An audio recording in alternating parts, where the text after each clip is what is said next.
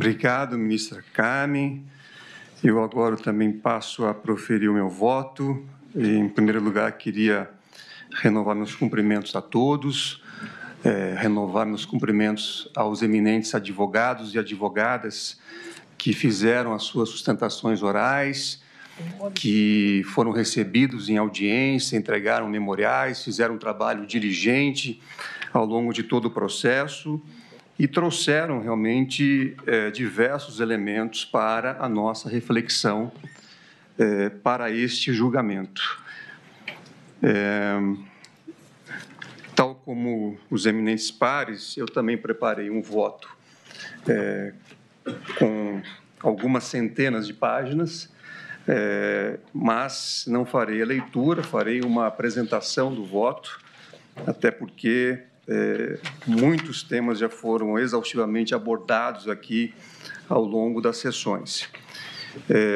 Acho importante, em relação às preliminares, reafirmar o que já foi dito hoje pela ministra Carmen Lúcia, que a competência do Supremo Tribunal Federal para processar e julgar essa ação já foi decidida em quase 1.500 ações julgadas sobre esse episódio do 8 de janeiro, aqui no Supremo Tribunal Federal, das quais já temos cerca de 640 condenações transitadas em julgado e 552 acordos de não persecução penal realizados com a Procuradoria-Geral da República. E, em todos esses casos, foi reconhecida a competência do Supremo Tribunal Federal para processar e julgar essas ações. Já naquele primeiro julgamento que ocorreu no plenário, a maioria, pelo menos, compreendeu que havia conexão das investigações e ações com o inquérito 4.878, que trata dos crimes praticados por milícias digitais e fake news, e também, posteriormente, essa competência foi reforçada com o julgamento do habeas corpus 232.627, da relatoria do ministro Gilmar Mendes. Também a primeira turma já distinguiu a situação do presidente da República em exercício, o que, por força do artigo 86 da Constituição Federal, atrai um regime jurídico diferenciado, a justificar o julgamento do plenário e a situação de ex-presidentes da República que estão afetos à norma do artigo 9º, a linha M do Regimento Interno do Supremo Tribunal Federal, com a competência das turmas para julgamento. Eu, no meu voto, faço referência aqui à fundamentação que foi apresentada em diversos julgados nessa mesma direção, para concluir, pedindo vênias compreensões em sentido contrário, pela competência do Supremo Tribunal Federal e dessa primeira turma para o julgamento da ação penal. Em relação à tese de cerceamento de defesa por document dump, que foi também trazida e reforçada, é importante lembrar que, como já foi dito aqui pelo ministro Alexandre de Moraes, inúmeras vezes, todos os documentos que foram carreados aos autos pela Polícia Federal foram disponibilizados à defesa através de link específico. Sua Excelência, o eminente relator, em decisão proferida no dia 12 de maio de 2025, determinou que fosse encaminhado esses links com todo o material disponibilizado pela Polícia Federal para as defesas constituídas pelos réus da presente ação. Então, o fato, na verdade, de ser um material amplo, na verdade, não configura, não pode configurar nenhum cerceamento de defesa, porque as defesas receberam o material, tiveram a oportunidade de fazer a análise que entendiam cabível e trazer, eventualmente, algum tipo de demonstração de que os documentos apresentados pela Polícia Federal ou pela Procuradoria-Geral da República não eram fidedignos. Pois não, ministro Alexandre? Permite, ministro Pois não. Presidente. Agradeço, presidente. Exatamente, e só para recordar, é que nenhum desses documentos, nenhuma dessas citadas provas que Vossa Excelência recordou, as defesas pediram, nada disso foi utilizado pela Procuradoria-Geral, antes pela Polícia, pela Procuradoria-Geral, e em nenhum dos votos até agora dados, seja para condenar, seja para absolver.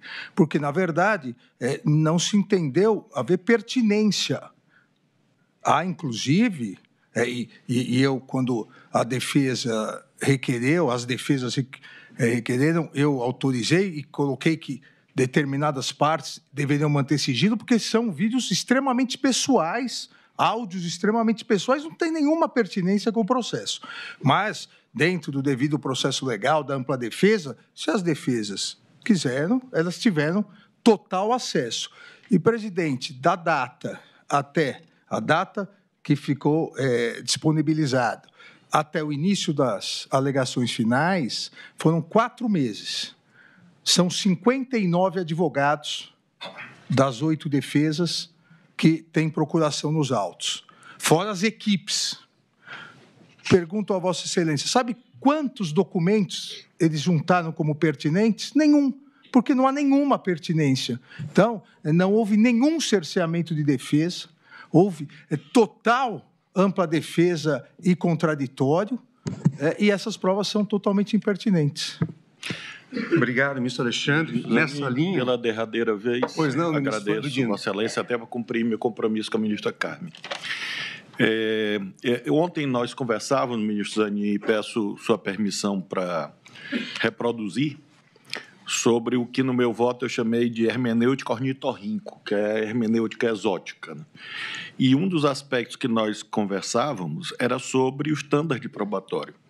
E Vossa Excelência lembrou uma metáfora muito conhecida, mas que é muito útil, que é do bovídeo esquartejado, ou do boi fatiado. Então, que é aquela espécie de falácia, segundo a qual você divide o boi em bifes e pergunta a cada pedaço, você é um boi? E claro que o pedaço nada diz. Você diz, pede lá para o pedaço do boi mugir, e o pedaço não muge. E aí a conclusão falseada é de que nunca existiu boi. Quando a análise de uma hermenêutica correta, como sabemos, ela tem exatamente essa capacidade de evitar esse método falacioso de esquartejamento do acervo probatório em pedaços que, em si mesmo, podem ser descartados de per si, um a um. Diz, não, esse pedaço não serve, esse não serve, esse não serve, e aí se constrói a falácia de que não há boi. E isso conduz a problemas gravíssimos, sobretudo na seara do direito penal, inclusive a falta de igualdade, que era um debate com o ministro Alexandre. E ele dizia da dificuldade que nós temos de ir além da missão tradicional errada do direito penal, de ser o direito penal dos subalternos, dos pobres. Então, é isto. Os critérios que são aplicados ao jardineiro se compõem, se ele comete um erro, devem ser os critérios do direito penal para o dono da casa. Porque, senão, você não consegue construir justiça se a lei não for aplicada de modo isonômico para todos. Então, essas observações de Vossa Excelência, e eu me desculpo de ter revelado a sua metáfora, mas é porque eu acho que ela esclarece bem qual é o estándar de probatório adotado aqui a mostrar a legitimidade do julgamento. Obrigado. Obrigado, ministro Flávio Dino. E no meu voto eu anotei que não se pode deixar de registrar que nos tempos atuais, em que pessoas e empresas acumulam grande volume de dados e informações, investigações complexas que possam envolvê-las possivelmente levarão em consideração, de igual forma, grande volume de dados e informações. Por essa razão, fala-se em maxi-processos ou megaprocessos criminais. Não há dúvida de que os advogados devem ter pleno acesso a esse acervo para que possam fazer a seleção que entender necessária para a melhor defesa técnica de seus constituintes. Muitas vezes, esse acesso pressupõe o auxílio de especialistas em informática ou em acesso a dados e dispositivos, cabendo aos causídicos identificarem e terem à disposição profissionais que possam auxiliá-los nessa empreitada. No caso concreto, entretanto, não há negativa de que foi disponibilizado todo o material probatório às defesas técnicas. Ao contrário, nas sustentações orais, houve a confirmação de que todo o material foi disponibilizado pelo eminente ministro relator. Então, se houve alguma dificuldade de manipulação do material, caberia aos ilustres advogados buscarem o auxílio técnico que mencionei, o que não identifiquei nos autos. Tampouco foi trazido, como foi lembrado aqui pelo ministro Alexandre de Moraes, o eminente relator, até a última manifestação das defesas técnicas, qualquer documento ou informação que tenha sido coletado no acervo fornecido que possa infirmar as acusações veiculadas pela Procuradoria-Geral da República.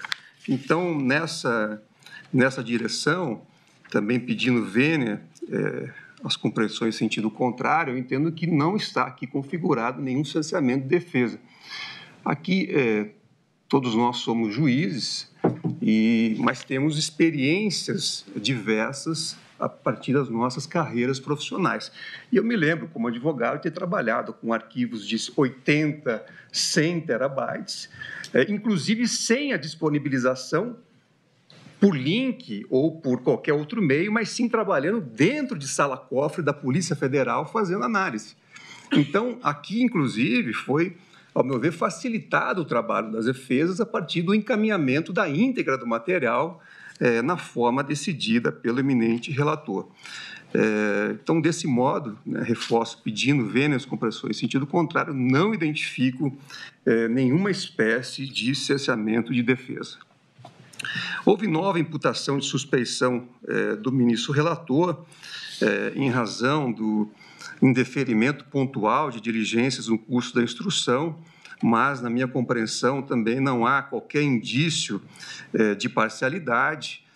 Esse assunto, como já foi rememorado pela eminente ministra Carmen Lúcia, também já foi decidido pelo plenário do Supremo Tribunal Federal, tanto a arguição de suspeição do eminente relator, como do eminente ministro Flávio Dino e também a minha, e essa suspeição foi afastada, insisto, pelo plenário do Supremo Tribunal Federal e não vejo nenhuma nova causa que possa configurar essa suspeição. Lembro que o artigo 400, parágrafo 1º do Código de Processo Penal assinala que as provas poderão ser produzidas numa só audiência, podendo o juiz indeferir as consideradas irrelevantes, impertinentes ou protelatórias. Também o questionamento sobre a aplicação de medidas cautelares de ofício após notícia de descumprimento de medida anteriormente aplicada é tema recorrente, não há qualquer vício, isso vem da aplicação do artigo 282, parágrafo 5º do Código de Processo Penal. Também analisei em relação à acariação, foi trazida aqui pelas defesas uma suposta nulidade, porque não teria sido registrada em áudio e vídeo. No entanto, além do fundamento já trazido pelo eminente relator, ou seja, a necessidade de preservação do material, é importante lembrar que o artigo 229 do Código de Processo Penal, em seu parágrafo único, ao tratar da acariação, diz literalmente que os acariados serão reperguntados para que expliquem os pontos de divergência, reproduzindo-se o termo em ato de acariação. Então, em ato de acariação. Então, não há aqui, inclusive, previsão ou obrigação do julgador de fazer esse registro, sobretudo se houver algum tema sensível que possa prejudicar o bom andamento do processo. Também não vejo, dessa forma, nenhum tipo de vício que possa configurar suspeição do eminente relator. Antes de avançar, também faço questão de registrar aqui meus cumprimentos ao ministro Gilmar Mendes, nosso decano do Supremo Tribunal Federal, que por um lapso não fiz o registro no início da sessão. É um prazer tê-lo aqui, ministro Gilmar. Também houve alegação de violação ao princípio acusatório durante os interrogatórios, sob a argumentação de que o eminente relator teria feito diversas perguntas aos réus da presente ação. No entanto, o artigo 287 do Código de Processo Penal diz expressamente que, aliás, o 188, que o juiz deve realizar o interrogatório. O artigo 188 diz: após proceder o interrogatório, o juiz indagará das partes se restou algum fato a ser esclarecido, formulando as perguntas correspondentes se o entender pertinente e relevante. Diferentemente de outros procedimentos, como o tribunal do júri, em que esse formato é diferente, no processo comum, como é o caso, cabe ao juiz, efetivamente, realizar o interrogatório por força de expressa disposição legal. Pois não, ministro Alexandre. Presidente, só uma complementação que Vossa Excelência disse, exatamente porque o interrogatório no processo comum é o momento da defesa pessoal, da autodefesa. Por isso que o juiz, inclusive, para verificar quais as dúvidas que tem para julgar, o juiz pergunta diretamente e, como Vossa Excelência colocou, as partes, elas complementam. Obviamente, e já discutimos isso aqui, o réu ou os réus podem alegar o direito ao silêncio, mas quem inicia as perguntas até para permitir que o réu possa mostrar ao juiz a sua inocência. Obrigado, presidente. Exato. É dessa forma que está previsto o ato em lei. Como eu disse, há outras hipóteses, como o tribunal do júri, em que as partes fazem a pergunta por meio do juiz, mas não é o caso aqui dos autos. Então, também não vejo nenhuma violação ao princípio acusatório com o devido respeito. Sobre a pretensão de suspensão do processo em relação ao crime de organização criminosa alegada por parte da defesa de Alexandre Ramagem. Também hoje a ministra Carmen Lúcia, assim como todos os eminentes pares que já haviam votado, com exceção do eminente ministro Luiz Fux, já afastaram essa alegação, porque, de fato, houve já um julgamento da primeira turma especificamente sobre esse tema, que entendeu que não era possível ampliar a suspensão além daqueles crimes ocorridos após a diplomação, porque essa compreensão pode ser extraída de forma expressa do artigo 53, parágrafo 3º da Constituição Federal. Então, não vejo aqui também nenhuma razão, com o máximo respeito, em relação a essa alegação. Também não, tal como foi dito hoje pela eminente ministra Carmen Lúcia, não vi, após um exame detalhado, nenhum vício na colaboração premiada de Mauro Cid Barbosa. Podemos ter diversos questionamentos em relação à delação, se ela deve existir no ordenamento jurídico ou não, mas o fato é que ela existe e foi aprimorada pela Lei 12.850, que, aliás, depois foi novamente aprimorada justamente para buscar garantir aos investigados e eventualmente delatados que possam ter as condições necessárias e resguardados os direitos de cada um dos atores para que a colaboração seja utilizada de forma, digamos, responsável e não para buscar alvos. E aqui, efetivamente, a despeito de algumas dissonâncias que foram apontadas, eu fiz uma leitura e uma análise atenta de todos os depoimentos e me parece que havia, por parte do colaborador, a intenção de cumprir aquilo que foi acordado com a Polícia Federal, e todas essas dissonâncias acabaram sendo esclarecidas ao longo da investigação e da instrução. Então, não vejo aqui nenhum tipo de vício nessa colaboração na esteira de todos os votos que me antecederam que foram proferidos nas sessões anteriores e hoje pela ministra Carmen Lúcia.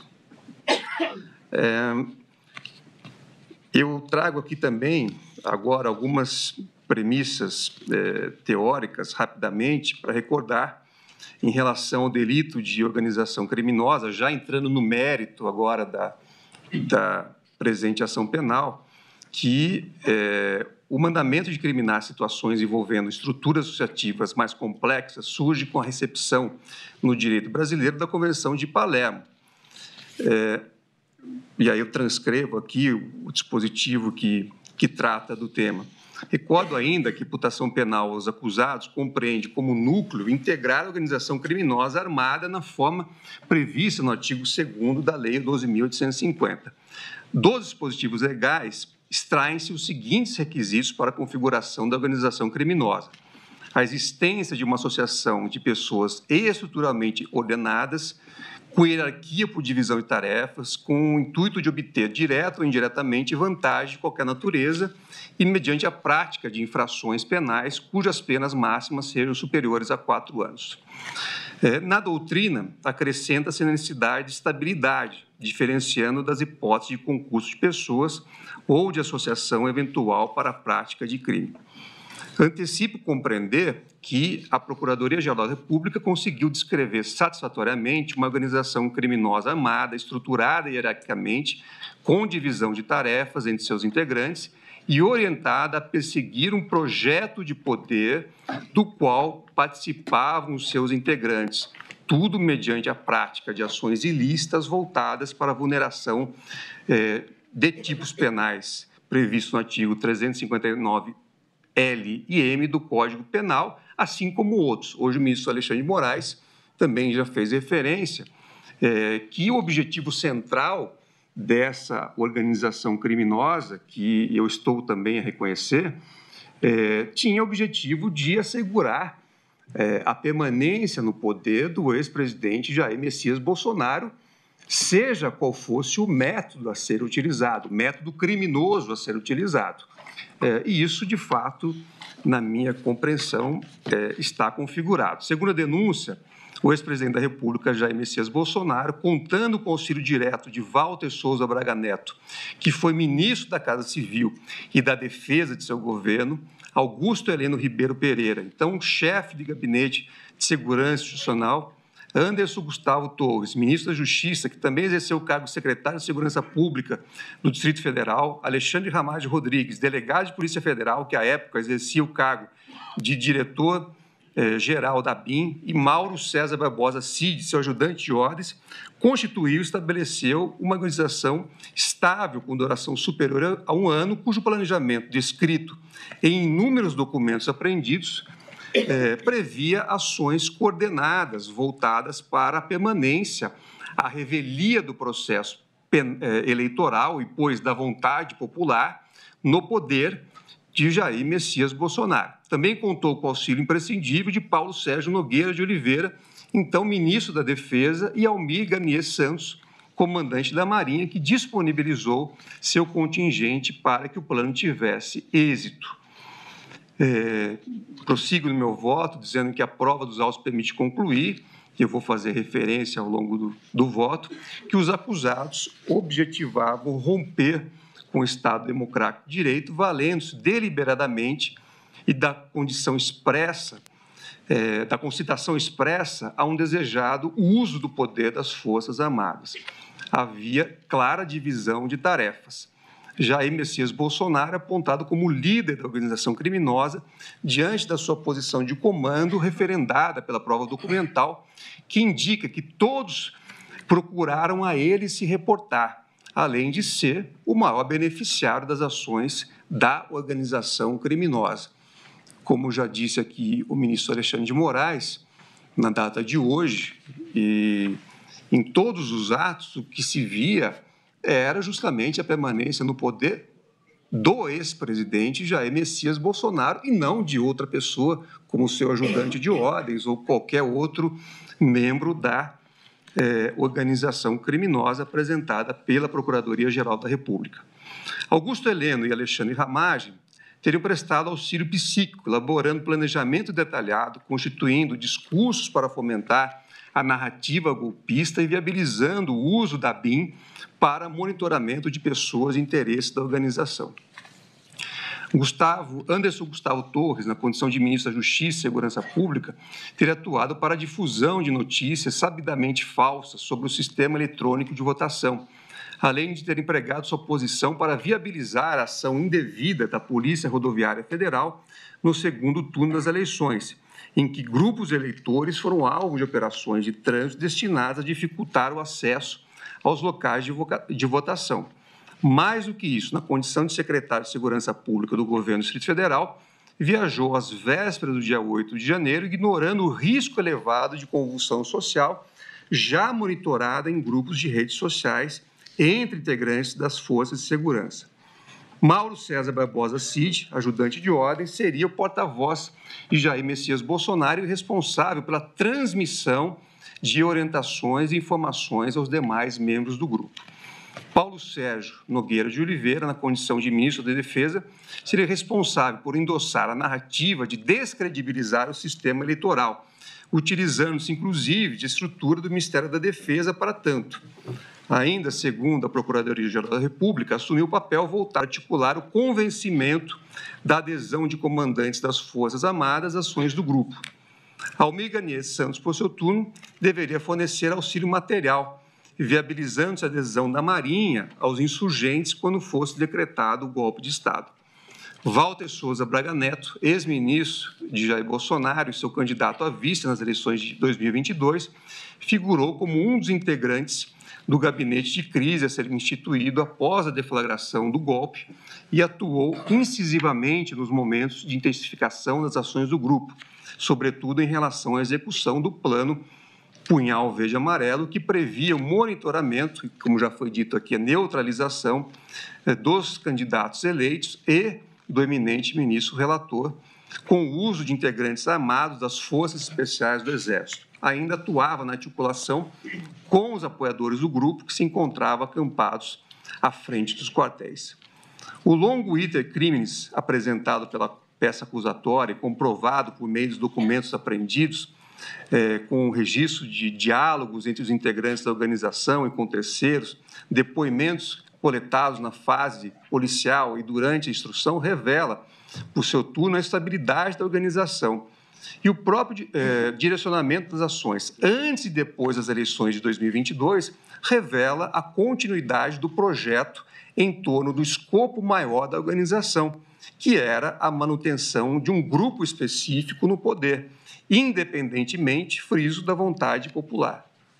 Os elementos coletados, por fim, demonstram à sociedade que a organização se valeu de ameaça de se recorrer ao poder incontrastável do Estado, recorrendo-se às Forças Armadas, com o objetivo de impedir o regular funcionamento dos poderes da República, assim como depor um governo eleito de forma legítima.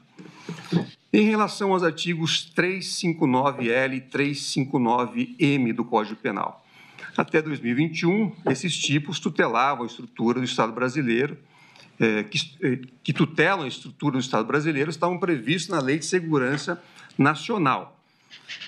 Mais de 30 anos depois, em 2021, foi finalmente publicada a Lei 14.197, que revogou a Lei de Segurança Nacional e determinou a inclusão do título 12 no Código Penal brasileiro, tratando dos crimes contra o Estado Democrático de Direito, dentre os quais nos interessam os delitos previstos no capítulo 2, que compreende os crimes contra as instituições democráticas, notadamente os tipos de abolição violenta do Estado Democrático de Direito e golpe de Estado.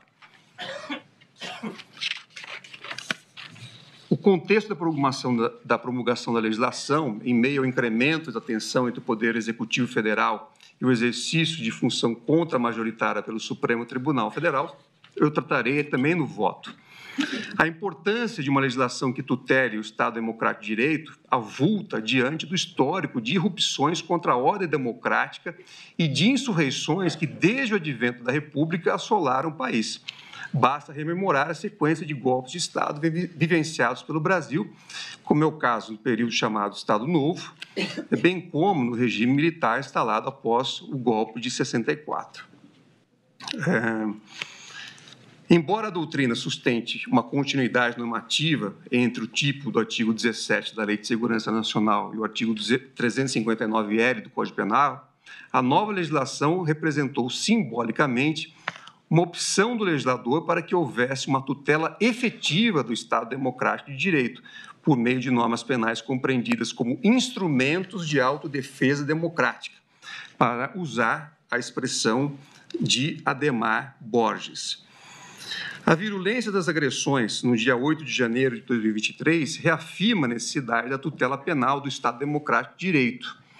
Nas palavras de Rodrigo Sanches Rios e Vitor Costa, a defesa da democracia pressupõe, antes de mais nada, a identificação dos meios à sua disposição para prevenir, reprimir e imunizar o sistema político contra agressões advindas de pretensões autoritárias.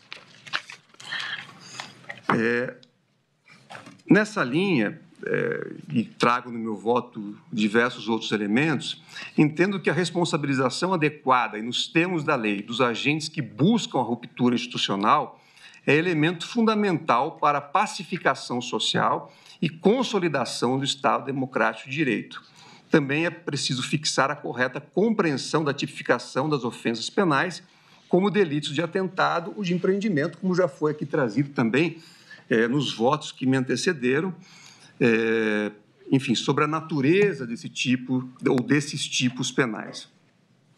A definição do momento do início da execução é a linha que separa os atos preparatórios não puníveis da consecução de um delito de atentado punível. Na doutrina penal, ao se buscarem alternativas para determinar o exato momento do início da execução, há teorias que enfatizam, ora, aspectos subjetivos, ora, aspectos objetivos, ou que procuram combinar ambos os aspectos. E aqui eu trago uma análise detalhada sobre a teoria subjetiva, as teorias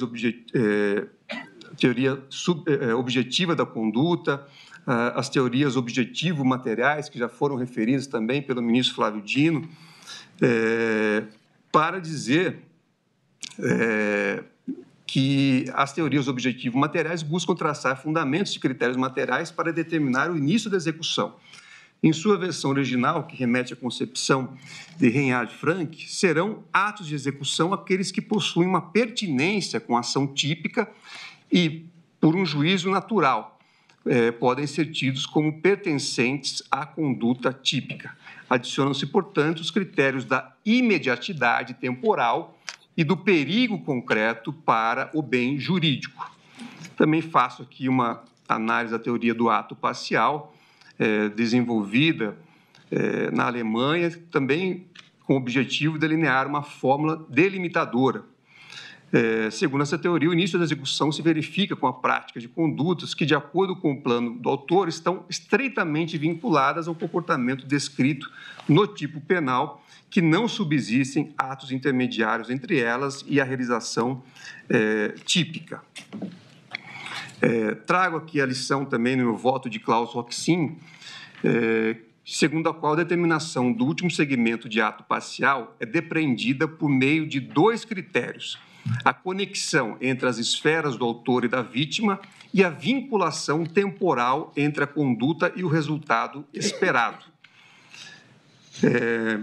Trago uma análise também da jurisprudência alemã, que também na Alemanha há tipos similares e o Tribunal Federal Alemão tem ampla jurisprudência sobre o tema. Eu faço essa análise do meu voto para dizer, na sequência, que, na minha compreensão, embora a legislação brasileira exija de forma clara a utilização de critérios objetivos para a determinação do início da execução, é perfeitamente possível a incorporação de considerações relativas ao plano do autor, desde que conjugadas com critérios objetivos vinculados à idoneidade da conduta para alcançar o resultado.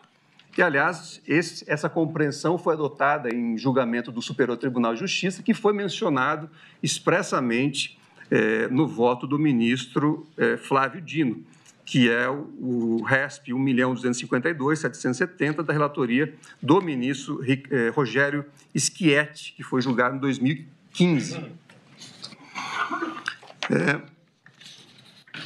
Então, conforme entendo, a determinação do momento do início da execução tem como pressuposto a afetação da esfera do tipo, que ocorre que, segundo o plano do autor, tivesse sido praticada a conduta anterior ao comportamento objetivamente idôneo a abolir o Estado Democrático de Direito, no caso do artigo 359-L, ou a depor o governo legitimamente eleito, no caso do artigo 359-M, colocando o bem jurídico concretamente em perigo.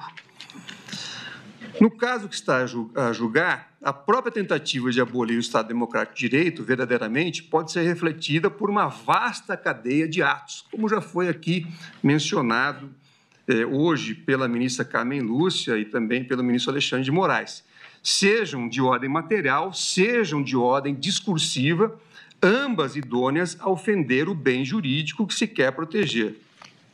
De fato, no caso vertente, como visto, a acusação sustenta que a organização criminosa trabalhou em frentes diferentes. Não havia uma linha de ação única definida, mas o planejamento de diversas estratégias que envolviam o uso de estruturas de Estado para monitoramento de servidores e agentes públicos e políticos. 2. A difusão de falsas narrativas para construir um ambiente de instabilidade política. 3. O estímulo negativo do cumprimento de decisões judiciais, ao argumento de que seriam manifestamente ilegais. 5. O uso da estrutura policial para interferir no resultado eleitoral.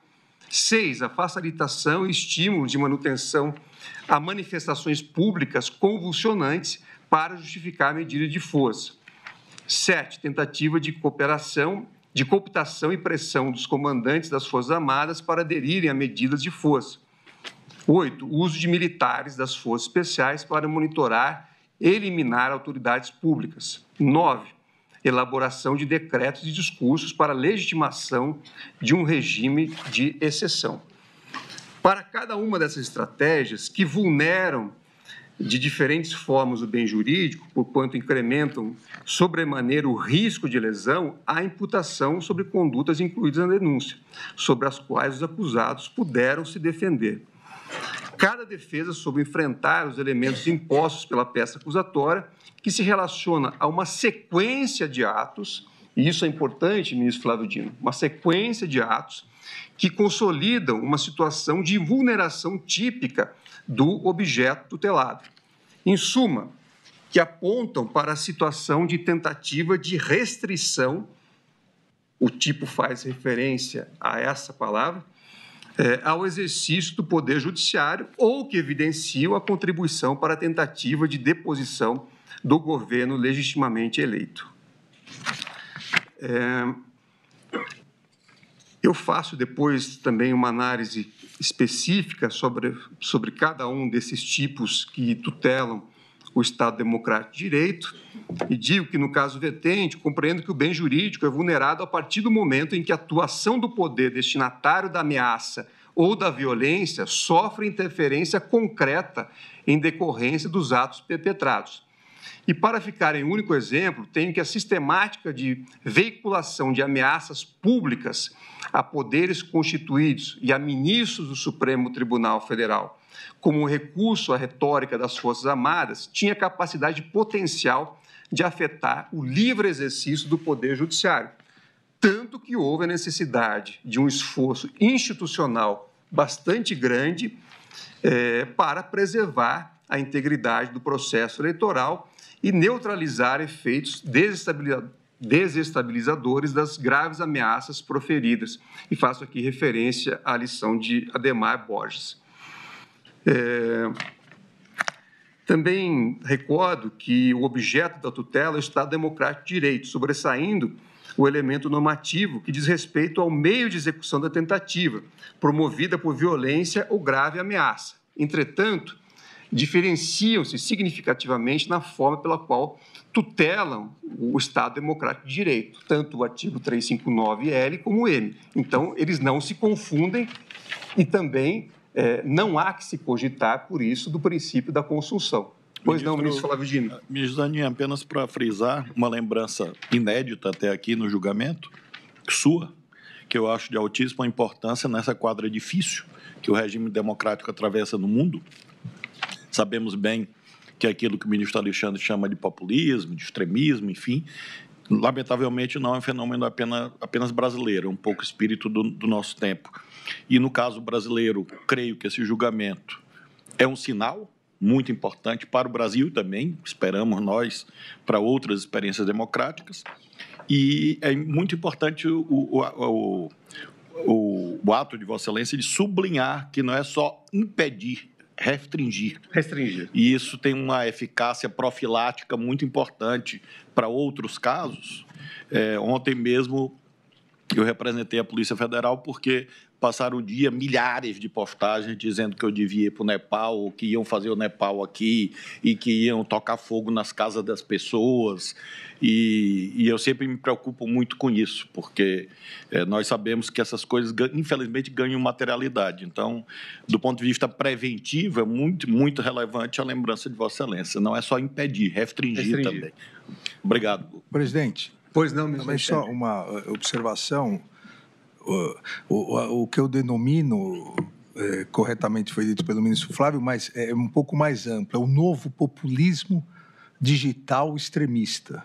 Porque, na verdade, analisando, eu tive a oportunidade de analisar minha tese de cátedra na Universidade de São Paulo, de titularidade, no mundo todo, o leste europeu, Europa, Estados Unidos e Brasil, esse novo populismo extremista que se baseou na tentativa de destruição das instituições, utiliza as redes sociais com o que eu sempre denominei as milícias digitais, ou para destruir reputações, para destruir imagens, ou para criar e auxiliar a criar essas, hoje é o termo que se usa muito, narrativas, como a ministra Carmen Lúcia bem disse, para dizer que em determinado local as urnas eletrônicas são fraudulentas, não funcionam. Então, na verdade, eles não atacam mais a democracia, atacam os instrumentos que levam à democracia. Se as urnas eletrônicas são manipuladas, se a justiça eleitoral é manipulada,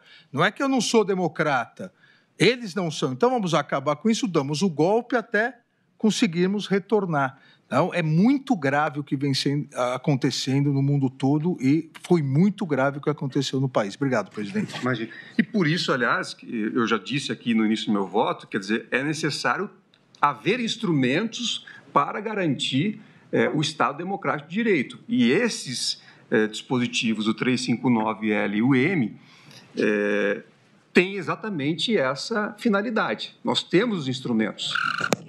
Presidente, se Vossa Excelência me permite, que o que era golpe de Estado foi passado, e o professor Newton Minhoto ensina bem isso, fala-se em golpe de Estado, em que o Cícero, nas Catilinárias, quando Catilina tenta chegar ao poder, ele fala-se em golpe de Estado, mas antes era uma questão política. Com o Estado de direito, todo mundo tendo que se submeter ao direito, governantes e governados, precisa-se, portanto, de passar para o próximo degrau histórico. É uma questão de direito. Logo, se quem atua no golpismo não é incriminado nem punido, é o que o Vitor Hugo dizia. Então, isso vira um exemplo. Pode fazer, porque nada acontece. No máximo, você não chega ao poder, eu não mantém o poder. E por isso é que ele fala na terceira fase do que é golpe de Estado, e é isso que foi tipificado com este nome, adotando-se essa expressão, é exatamente o descumprimento do direito dentro de um Estado de direito. Então, esta corrosão interna é um vírus mesmo. O corpo, a pessoa está ali, mas ela está com a doença gravíssima e vai morrer. Ele é insidioso, invisível, e, portanto, um dia você tem um dor no braço, outro dia não sei, mas é tudo, como disse o ministro Flávio, se eu for num especialista, ele vai dizer, não, isso aqui é um problema de alergia. Até uma hora que, não, isto tinha um núcleo doente que foi se espalhando e contaminando o corpo inteiro. Ora aparecia como alergia, ora aparecia como doença, mas você dizia sempre que não estava bem de saúde. A saúde política e jurídica no Estado Democrático de Direito exige o que vale para nós, seres humanos. A pessoa inteligente cuida da saúde para não tratar da doença. É preciso que a gente cuide de cada coisa. Então, eu acho que é exatamente o que Vossa Excelência afirma e que o ministro Alexandre afirma como sendo esta corrosão interna. É uma contaminação de uma doença contrária ao direito. Esse julgamento, ministra Carmen, é um check-up da democracia. Eu espero que seja... Me apropriando da metáfora de Vossa Excelência. E eu espero que seja este julgamento um remédio para que não volte com frequência. A recidiva não é boa. Obrigado, ministra Carmen, ministro Flávio. Eu prossigo dizendo que o artigo 359-L veda qualquer ação que promova o impedimento ou a restrição ao exercício dos poderes. Não exige golpe, deposição ou substituição. O crime é praticado, portanto, sem a necessária mudança governamental. Como definem Sanches, Rios e Costa, a coação violenta dos poderes constituídos passou a constituir-se em modus operandi da tentativa de abolição do Estado Democrático. Já o artigo 359-M proíbe a tentativa de deposição de governo legitimamente eleito. A ideia nuclear do tipo aqui volta-se ao afastamento ilegítimo do governo legalmente constituído, ou seja, o chefe do Poder Executivo Federal, por meio de violência ou grave ameaça. Além da especialidade do tipo, diferenciam-se, pois, os elementos nucleares da vedação constitucional, que não se comunicam. Ambos protegem o Estado Democrático de Direito de formas diversas. Por isso, como eu já adiantei, não há que se cogitar, na minha compreensão, pedindo vênia às compreensões em sentido contrário, em consunção, especialmente quando as ações são temporal e materialmente diversas, ainda que animadas pelo mesmo objetivo final, manter-se no poder de forma ilegítima. Então, a partir dessas constatações, reitero entender também comprovada a materialidade delitiva, inclusive em relação aos elementos normativos, violência e grave ameaça. Esses são conceitos tradicionais do direito penal, mas que carecem de maior precisão, tendo em vista a peculiaridade do tipo penal em questão. A violência é tradicionalmente concebida como emprego da força física que recai sobre algo, a depender da conformação típica como uma pessoa ou coisa, ao passo que a ameaça é definida como promessa de um mal futuro a alguém, seja por meio de palavras, gestos ou escritos, idônea para provocar efeito coercitivo sobre a vítima, ou seja, para restringir sua liberdade de decisão. Contudo, considerando a natureza coletiva do bem jurídico protegido pelo tipo, os conceitos de violência e de ameaça devem ser interpretados, na minha compreensão, a partir da finalidade do empreendimento de depor o governo legitimamente constituído. Ressalto que, ao contrário de outros tipos penais que exigem esses meios executivos sejam empregados contra a vítima ou alguma pessoa, o artigo 359-M não delimita o objeto material da conduta. Assim, a violência ou ameaça típicas, e é isso que eu dizia quando o ministro Alexandre exibiu o vídeo, devem se dirigir a algo ou alguém, mas não necessariamente a uma pessoa ou coisa representada desse governo, sendo determinante a demonstração do efeito coercitivo e institucional. A caracterização de violência é inequívoca no que se refere aos atos públicos de 8 de janeiro de 2023, quando manifestantes invadiram prédios públicos, danificaram o patrimônio da União e confrontaram forças policiais e jornalistas, assim como em outros atos que foram também descritos na denúncia e devidamente comprovados, inclusive pelos vídeos que foram já exibidos anteriormente pelo ministro relator Alexandre de Moraes e que hoje foram também relembrados nessa sessão. A ação dos executores dos danos tinha como escopo demonstrar elevado grau de estabilidade política, a ponto de justificar decretos de exceção.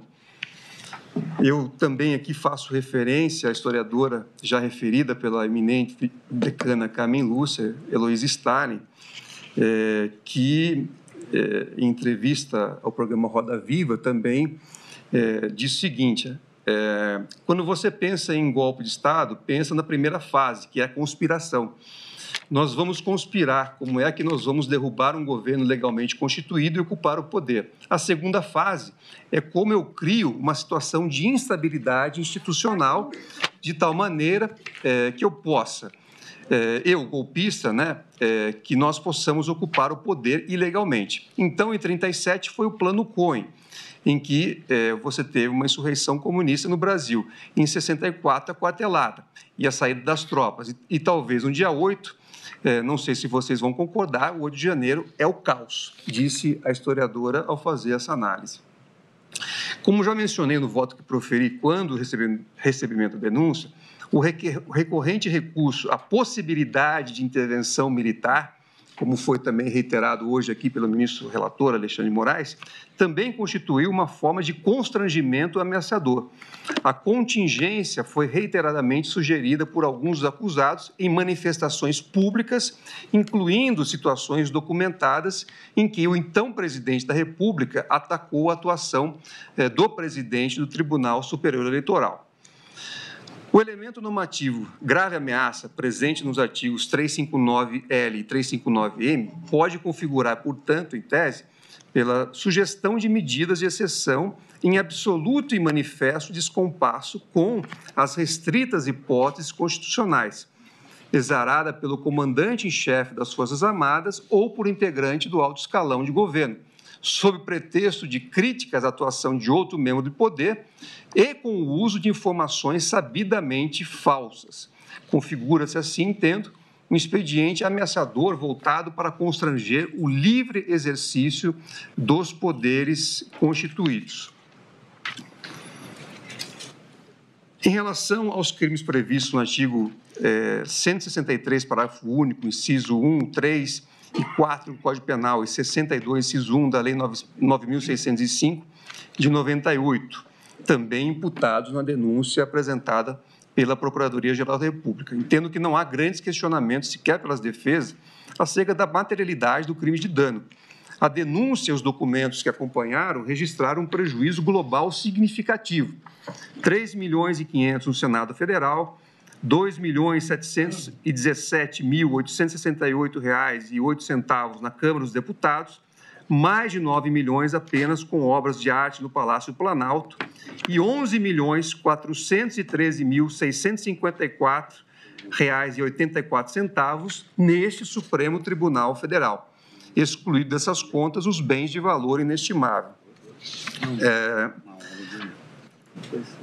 Então, também esses crimes me parecem amplamente demonstrados. Registro ainda que o preceito secundário dos tipos do artigo 359L e 359M do Código Penal impõe um concurso material, desde que reconhecidos o liame subjetivo das ações engendradas por cada um dos agentes e as ações danosas perpetradas. Vale dizer, se os agentes assumiram o risco por suas ações de ocorrência do resultado danoso ou se constituíram significativamente para que, ou se contribuíram, significativamente para que ele ocorresse.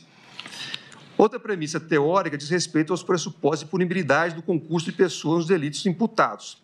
Parte das teses defensivas procura atribuir a participação de caráter quase insignificante ou atribui resultado de participação um reflexo sobre pretenso ato preparatório impunível. Recordo sobre esse tema que a norma de extensão do artigo 29 do Código Penal impõe que se promova imputação penal a todos que concorram para os eventos causais que resultem na ofensa ao bem jurídico tutelado, desde que fixados os termos da correlação entre o dolo do agente e a vulneração objetiva do bem jurídico tutelado. É nesse aspecto, ministro Flávio Dino, justamente à luz do artigo 29, que todos os fatos devem ser analisados em conjunto se verificar a participação de cada agente que contribuiu para o resultado final do delito ou dos delitos. Como eu fui citado, presidente, eu vou quebrar minha promessa. Pois não. Se não fosse... Eu tenho que argumentar alguma coisa. E vocês não vão fazer a parte para ficar igual. Eu vou ficar com uma a mais. Presidente, porque se não fosse assim, ninguém do PCC e do Comando Vermelho eram condenados nunca. Esse é o risco de você não compreender essa dinâmica que Vossa Excelência acaba de descrever. Além das hipóteses de autoria imediata, é possível a atribuição de responsabilidade penal a título de coautoria nas situações em que os autores realizam conjuntamente o tipo. A caracterização da coautoria exige a imputação recíproca entre os coautores, devendo-se demonstrar a execução comum do fato típico e o acordo para a realização conjunta do crime, ou seja, a existência de um plano delitivo comum. Desse modo, ainda que um dos agentes realize apenas um dos elementos típicos, por exemplo, a ameaça, todos os executores serão punidos como coautores do fato.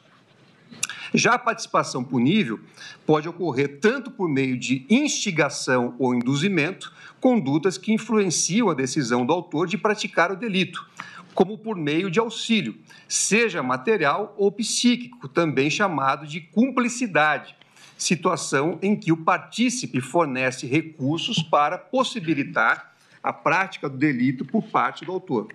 Ressalto ainda a viabilidade jurídica da chamada coparticipação, tanto na forma de co-instigação como de co-cumplicidade, caracterizada pela existência de um plano delitivo comum, com divisão de papéis, de convencer ou determinar o autor a praticar o fato principal ou de fornecer conjuntamente meios para a prática do delito. Essa é, inclusive, a lição de Roxin que eu trago aqui no meu voto. Também são puníveis a instigação em cadeia, o auxílio à instigação e a instigação ao auxílio, comportamentos anteriores à participação vinculada ao autor do fato principal. Como ressalta Klaus Roxin, sobretudo em contextos de organizações criminosas, é comum que o sujeito que arquiteta o fato não se comunique diretamente com os executores e, por vezes, sequer seja por eles conhecido, de modo que, na minha compreensão, a ausência de vínculo direto entre os partícipes e o autor do fato é indiferente para a atribuição de responsabilidade, bastando a demonstração do vínculo do partícipe com o instigador ou com o cúmplice.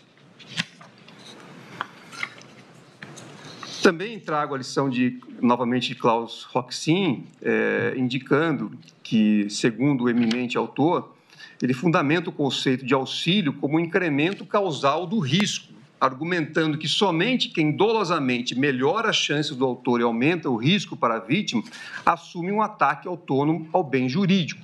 O cúmplice, portanto, segundo ele, é quem possibilita, facilita, intensifica ou assegura a execução do fato, aumentando o risco concreto da ocorrência do crime. A demonstração da causalidade do auxílio nessa perspectiva não exige o meio oferecido pelo auxiliador seja efetivamente utilizado na execução do delito, mas apenas que haja uma contribuição relevante para o incremento da chance de sucesso da empreitada criminosa.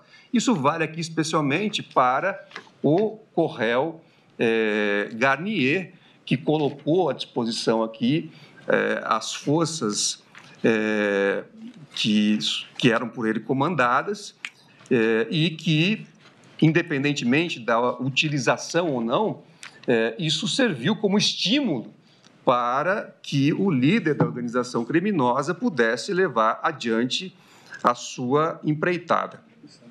Então, no caso vertente, várias condutas caracterizam ora ações, ora omissões típicas que fundamentam a autoria, ora instigação, ora auxílio, contribuindo conjuntamente para a tentativa de restrição do livre exercício dos poderes e, posteriormente, para os atos violentos que expressaram de forma pública o projeto de deposição do governo legitimamente eleito. Também se afirma, como fez a defesa do ex-presidente Jair Bolsonaro, que não seria possível reconhecer instigação em suas ações por se tratar de crimes multitudinários, já que a instigação exigiria como premissa o dolo dirigido à afetação de fatos e pessoas determinadas. Isso, inclusive, consta nas alegações finais, com um parecer que foi juntado e foi trazido aqui na sustentação oral. A defesa argumenta inicialmente que isso decorreria da exigência do dolo duplo do partícipe. Na sequência, desloca o debate para a cumplicidade através de ações neutras, mesclando auxílio e instigação, que são categorias distintas, e argumenta que a punição do partícipe exigiria o conhecimento dos planos delitivos, aqui é textual, do sujeito que se beneficia da contribuição prestada. A posse retorna à questão do elemento subjetivo da instigação, alegando que não haveria dolo dirigido ao fato, pois a violência ou ameaça que integram o tipo, segundo a defesa, nunca foram objeto de qualquer dos pronunciamentos do acusado. Entendo que não assiste razão com devido respeito. Em primeiro lugar, já é possível afastar o argumento vinculado ao debate sobre a limitação da responsabilidade penal em caso de cumplicidade através de ações neutras. Isso porque a imputação que aqui se trata é de instigação, isto é, de determinação da vontade ou decisão do autor de praticar o delito, e não de auxílio ou cumplicidade, que se refere a uma contribuição por meio de fornecimento de recursos, sejam materiais ou psíquicos. Ademais, uma determinação moral substanciosa, como a exarada pelo ex-presidente, está longe de ser neutra, como nos grupos de casos que orientam esse debate. Em segundo lugar, reputo relevante ressaltar que, ao citar parecer que faz referência aos trabalhos de Beatriz Camargo e Klaus Roxin, a defesa menciona argumentos que, na verdade, dizem respeito a uma crítica à teoria causal da instigação, não havendo qualquer menção à instigação de crime de multidão, como faz crer em suas alegações. Beatriz Camargo, ao dizer que, textual, o critério do condicionamento causal para a decisão do autor incluiria uma infinidade de situações nas quais as pessoas influenciam o comportamento das outras, esclarece na fase anterior que se trata de uma crítica à teoria causal do conceito de instigação, concepção que se satisfaz com a contribuição causal para a resolução criminosa. Já Klaus Roxin, no trecho citado, também traça uma crítica a essa mesma teoria, argumentando que a instigação tem que impedir o autor diretamente ao crime. Nesse trecho, o autor comenta diferentes casos concretos, nenhum deles referentes a crimes multitudinários. A crítica ali traçada, portanto, é de que fatos cotidianos podem servir como estímulo ou influência para o cometimento de crimes e que isso, por si só, não é suficiente para afirmar a instigação, já que meros estímulos não aumentam de forma relevante o risco para os bens jurídicos. De qualquer forma, afastar a teoria causal não implica dizer que a instigação exige uma comunicação direta do instigador com o autor do crime. Como defende Beatriz Camargo, e é textual, a instigação não deve ser compreendida simplesmente como causação ou reforço da resolução criminosa, nem como uma relação de dependência no sentido do domínio fático do autor em relação ao instigador. Ao contrário, a única relação de dependência relevante que se pode estabelecer entre o autor e o instigador é de caráter normativo.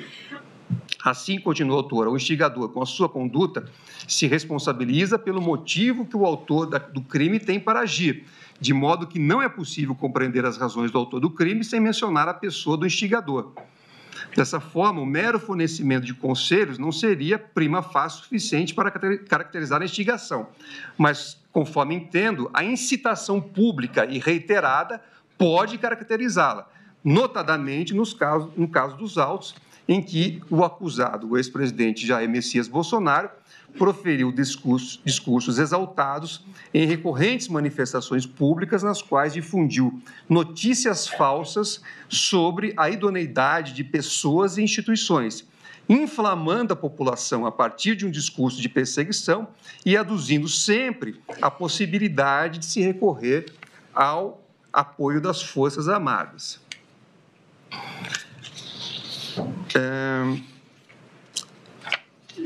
Eu prossigo no meu voto com várias citações, que eu não vou fazer referência aqui, dizendo que assim não se sustenta a alegação de que a instigação seria, por definição, incompatível com os delitos multitudinários. Não identifico nenhum óbice jurídico para a incidência dos tipos penais nos moldes apresentados pela Procuradoria-Geral da República. Na sequência do meu voto, eu passo a também trazer um panorama factual dizendo que, conforme pudemos observar, quando o julgamento, o recebimento da denúncia, não existem dúvidas na comunidade jurídica acerca da materialidade delitiva relacionada aos atos ocorridos no dia 8 de janeiro de 2023, em que o país assistiu à invasão deste Supremo Tribunal Federal, do Palácio do Planalto, do Congresso Nacional, ao vivo, por milhares de pessoas. A gravidade dos fatos, exibida em sessão de julgamento no dia 26 de março de 2025 pelo eminente ministro relator, não foi sequer contestada pelas combativas defesas em suas sustentações orais. Trata-se de circunstâncias, em sua inteireza, incontroversas. Os registros audiovisuais revelam, de um lado, adesão parcial de forças de segurança pública ao liberarem acesso a golpistas inflamados, e, de outro, uma concertação arquitetada que sucedeu a chegada coordenada de milhares de pessoas em centenas de ônibus aptas a provocar um cenário de conturbação política justificador em tese de medidas de contenção e força. Esse quadro ganha sentido quando se observa que uma das saídas planejadas pelo grupo era a decretação de medidas de exceção, com ulteriores restrições a liberdades cívicas em prol de uma chamada normalidade institucional. Havia, portanto, um cenário constituído para justificar a intervenção anômala de forças de segurança, que as investigações agora revelam ser fruto de ações conscientes voltadas à tentativa de golpe de Estado e de abolição do Estado democrático de direito.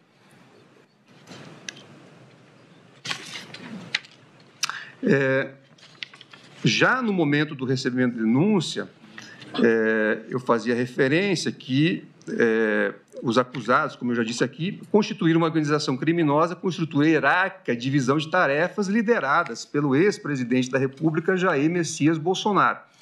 Como eu já disse também, o núcleo contava com o auxílio direto de Walter Souza Braga Neto, Augusto Heleno Ribeiro Pereira, Anderson Gustavo Torres e Alexandre Ramagem Rodrigues.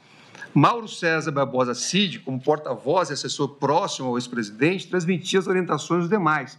A finalidade era a elaboração e a disseminação de mensagens que deslegitimassem urnas eletrônicas, propagassem supostas fraudes e sugerissem intervenção das Forças Armadas contra as instituições.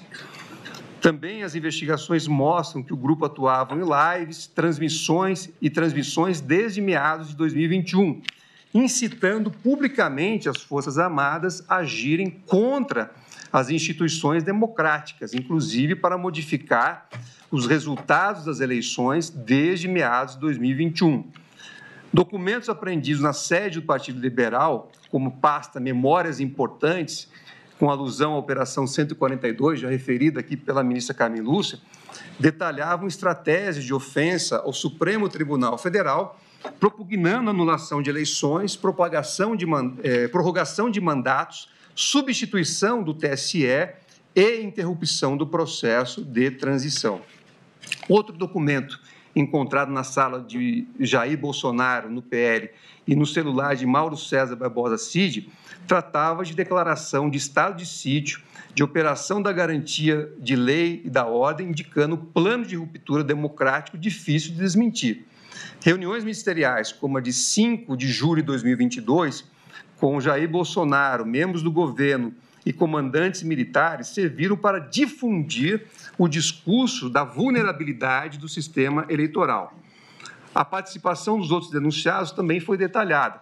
Augusto Heleno e Alexandre Ramagem, por exemplo, planejaram o uso ilegal da estrutura de inteligência do Estado, instalando uma estrutura paralela da BIM para produzir desinformações e localizar alvos específicos. Anderson Gustavo Torres, no Ministério da Justiça, foi secretário de Segurança Pública do Distrito Federal e teve participação também na difusão de notícias falsas sobre o sistema eletrônico de votação e contribuiu para uma ruptura institucional, buscava contribuir para uma ruptura institucional ao não cumprir seus deveres de segurança no 8 de janeiro de 2023, além de usar indevidamente a Polícia Rodoviária Federal. No contexto da minuta do decreto de rompimento da ordem, o general Paulo Sérgio Nogueira de Oliveira e o almirante Almir Garnier Santos foram apontados como favoráveis ao plano, ao contrário do general Freire Gomes e do tenente brigadeiro Batista Júnior, que a ele teriam se oposto. Almir Garnier Santos, na compreensão trazida pela Procuradoria-Geral da República e comprovada pelas provas coletadas, também se colocou à disposição de Jair Bolsonaro para a execução das ordens necessárias ao cumprimento do decreto.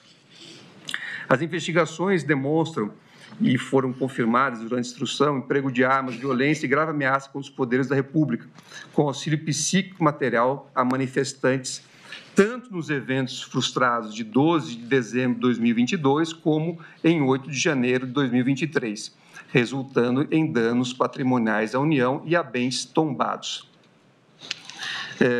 Também prossigo no meu voto, enfim, detalhando cada ação que foi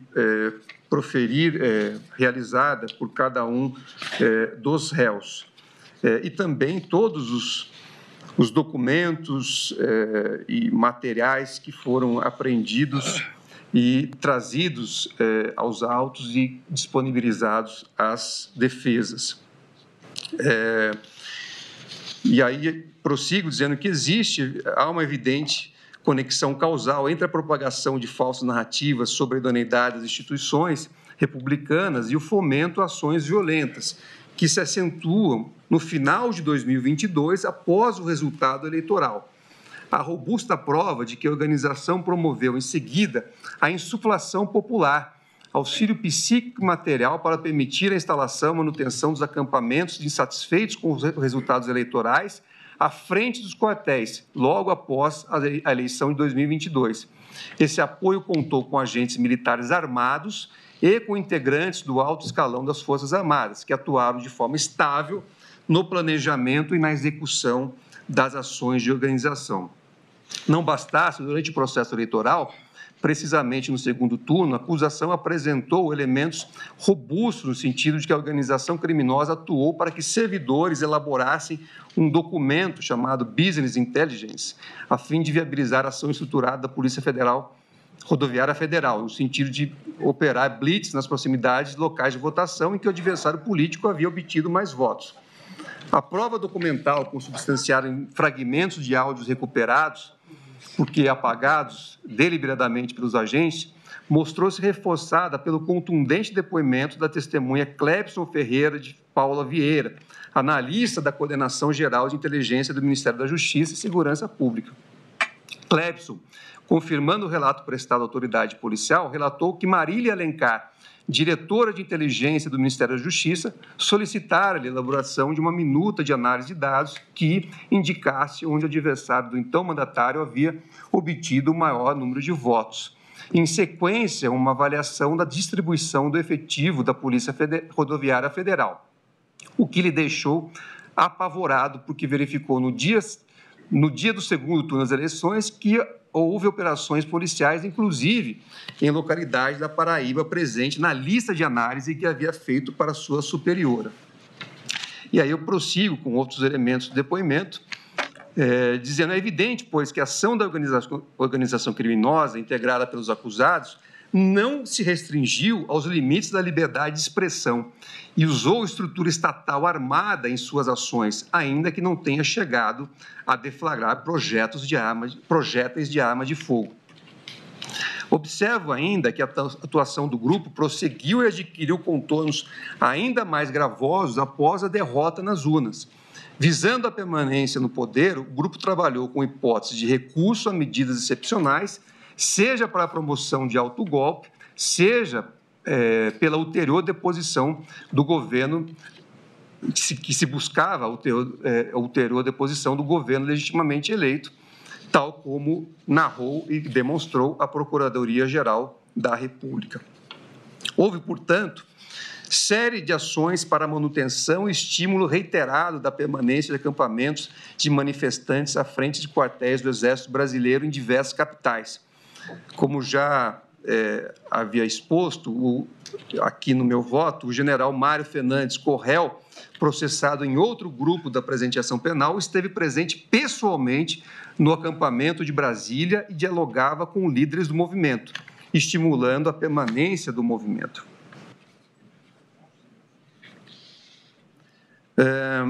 As provas evidenciam, pois, a integração das ações entre os membros da organização criminosa, tudo a robustecer a tentativa de angariar apoio para fomentar o projeto de golpe que iria culminar nos atos executórios do dia 8 de janeiro de 2023. Autoridades foram monitoradas com a possibilidade real de morte, como se verificou pela revelação do plano Copa 22. Em síntese, toda essa série de eventos denotam que não houve mera expressão de opiniões controversas, mas um concerto de ações voltadas para a permanência no poder, primeiro por meio da tentativa frustrada de coartar a livre atuação do Poder Judiciário e de interferir nas eleições, depois por meio de atos de força que viabilizassem, como estopim, a deflagração de uma resposta institucional armada com apoio das Forças Armadas e manutenção do grupo no poder. Por essas razões, reitero, não há como afirmar que a violência em relação a tais denunciados tem de estar vinculada necessária e exclusivamente ao evento singular do dia 8 de janeiro. Na verdade, descortinou-se um projeto permanente de esgarçamento das relações institucionais, acrescidas do intuito, evidenciado desde as lives promovidas em 2021, de restrição do exercício livre da fiscalização contra-majoritária do Poder Judiciário, com o escopo de permanência no poder. E as ações que se seguiram voltaram-se para esse constrangimento constante do Poder Judiciário, intensificando-se depois da eleição para o escopo de deposição do governo eleito.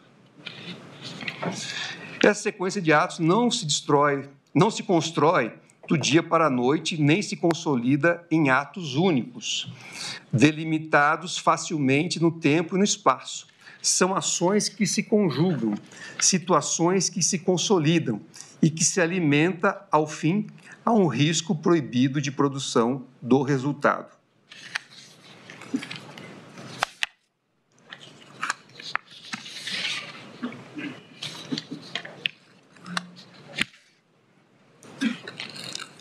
Eu depois também faço referência a diversas passagens aqui em relação aos diversos atos que foram narrados pela Procuradoria-Geral da República na denúncia e comprovados depois ao longo da instrução, para concluir, então, que houve a formação de uma organização criminosa armada integrada pelos acusados, que deverão ser condenados pelas circunstâncias fáticas que reputo comprovadas na forma que está descrita na denúncia e que já foi acompanhada aqui pela maioria dos votos, a partir do eminente relator, do ministro Flávio Dino, da ministra Carmen Lúcia, para reconhecer a procedência integral das acusações.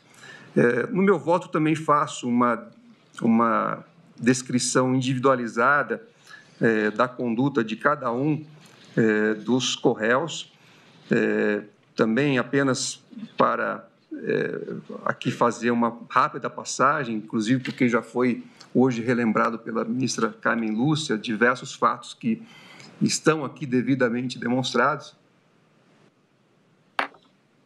Em relação ao Alexandre Ramagem Rodrigues, há elementos que corroboram de forma extrema de dúvida a utilização da estrutura da ABIN como veículo de apoio às ações de monitoramento de autoridades públicas e fomento à instabilidade institucional. Denota-se o uso da estrutura estatal para interferência em investigações particulares, a indicar o desvio de finalidade em favor de uma posição ideológica, com anuência durante a gestão de Alexandre Ramagem. Cito aqui o arquivo Bom Dia, Presidente, que indica a evidente mensagem ao mandatário da República, ações que nunca poderiam corresponder às atribuições próprias do diretor-geral de uma agência de inteligência. O documento começa dizendo que, aspas, reunir grupo técnico de confiança para trabalho de aprofundamento da urna eletrônica. Evidentemente que não se trata de uma ação oficial da instituição, porquanto não há registro de instituição formal de grupo de trabalho. Mais do que isso, o acusado adiantou o resultado do grupo de trabalho, o que afasta qualquer caráter técnico do documento. Já naquele material constava, aspas, já há como concluir que será apontada vulnerabilidade na transparência técnica e na governança exclusiva do tribunal.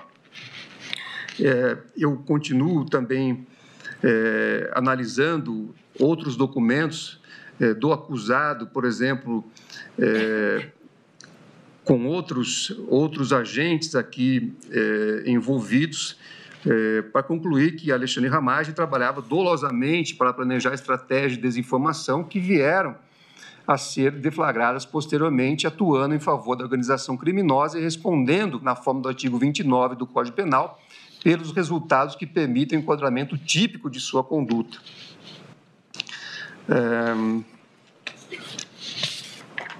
Trago aqui diversos também diálogos que foram trazidos aos autos pela Polícia Federal e depois referendados pela Procuradoria-Geral da República. Em outro trecho do arquivo, Ramagem sugere a busca de pareceres da Advocacia-Geral da União para evitar o cumprimento de determinações do Supremo Tribunal Federal.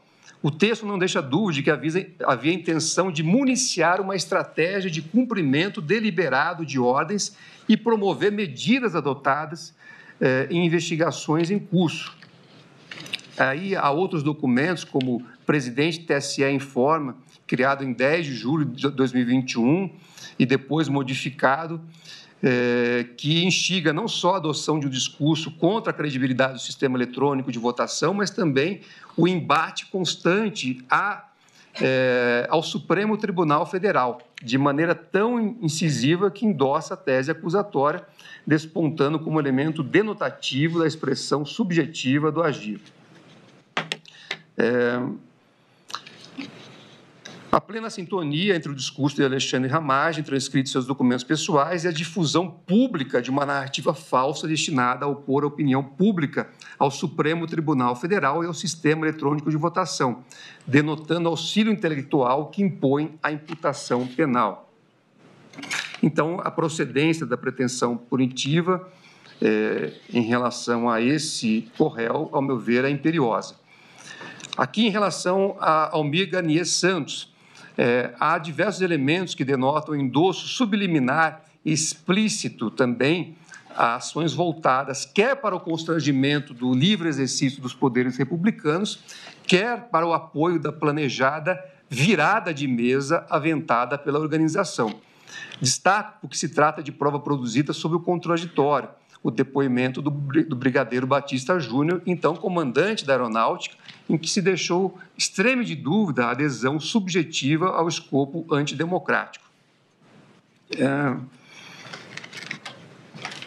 Batista Júnior deixou claro, quando respondeu aos questionamentos formulados pela defesa do almirante, que as reuniões realizadas com o então presidente da República não se restringiam à análise jurídica sobre a aplicação da GLO.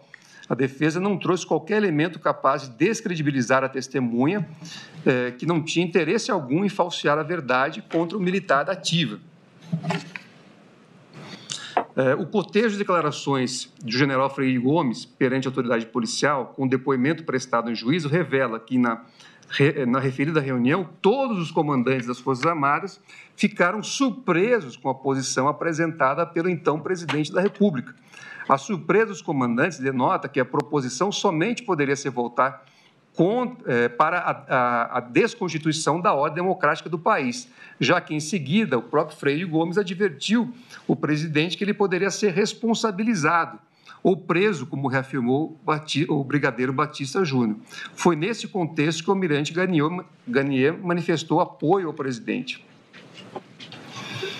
Diante da proposição de medidas voltadas para a desconstituição da ordem democrática do país, é evidente que o alinhamento de um braço das Forças Armadas por meio das palavras de seu comandante representa importante, se não fundamental, auxílio psíquico e material, sem o que as ações da organização não teriam tido prosseguimento.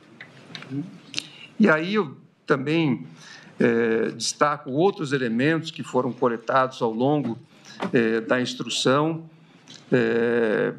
também o fato do seu nome figurar nas anotações manuscritas do general Augusto Heleno como comandante Garnier, que sugere tratar esse nome aceito pelos mentores das ações da organização. O fato de Braga Neto determinar aos difusores de ataques digitais que elogiassem o acusado e a sintomática ausência do almirante na troca de comando em 2022. Cuida-se, como já destacado aqui, de ausência inédita em momento carregado de simbolismo máximo em se tratando de instituição mais hierarquizada e tradicional das Forças Armadas. Então, também, à luz desses elementos que eu me referi e trago com detalhes do meu voto, entendo que é imperiosa a procedência da pretensão punitiva em relação a esse corréu. Em relação a Anderson Gustavo Torres, as contingências do fato evidenciam que ele aderiu ao escopo da organização e, para além disso, contribuiu diretamente para a elaboração da narrativa falsa sobre a inidoneidade do processo eleitoral, uma vez que propagou informação pública avalizada na condição de ministro da Justiça e de Segurança Pública do então governo federal. Tem razão a Procuradoria-Geral da República quando afirma que o acusado buscou endossar, em vários momentos, as falas do ex-presidente com argumentos pretensamente técnicos, com o escopo de insuflar a população contra as instituições democráticas. Também vejo razão com o órgão ministerial quanto à ingerência do acusado no emprego da estrutura da Polícia Rodoviária Federal no segundo turno das eleições de 2022.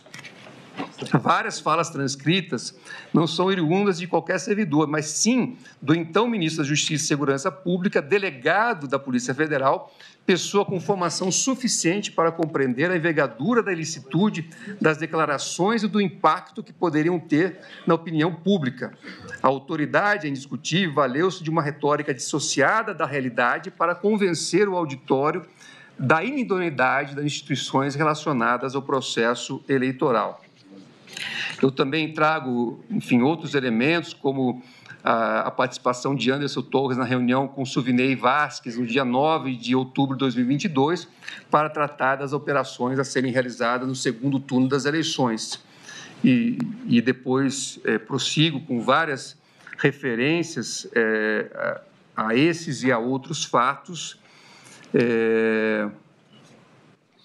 Também destaco que a Polícia Federal encontrou no endereço do acusado uma minuta de decreto de estado de defesa, sem número, com 8 artigos, dentre os quais merecem destaque o título e o artigo 1º, porquanto revelam a conexão de toda a narrativa promovida pela organização criminosa.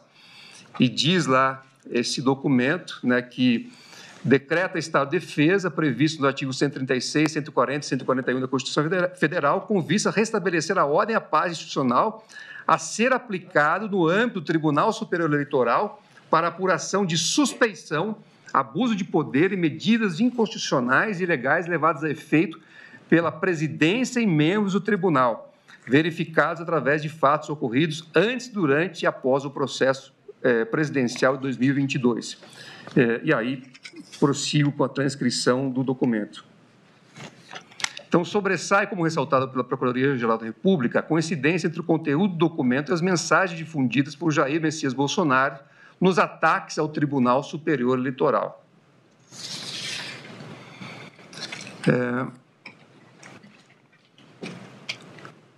Reitero que a apreensão de minuta propositiva de estado de defesa, acautelada na residência do acusado e estranha às atividades próprias do cargo que exercia, constitui indício robusto a corroborar os demais elementos coligidos acerca de sua adesão subjetiva às ações da organização criminosa. A última ação comprobatória da participação de Anderson Gustavo Torres na série de atos objeto do julgamento compreende na sua conduta enquanto secretário de Segurança Pública do Distrito Federal, nomeado pelo governador Ibanez Rocha em 2023.